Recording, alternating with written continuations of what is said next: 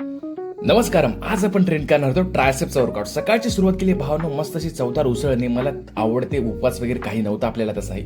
दुपारी गेलो कामावरती, सरांना नाश्ता पाण्यासाठी समोसा वगैरे दिला आणि दुपारची पहिली मिल होती भावांनो आपली चुरमा आणि थोडेसे व्हेजीस.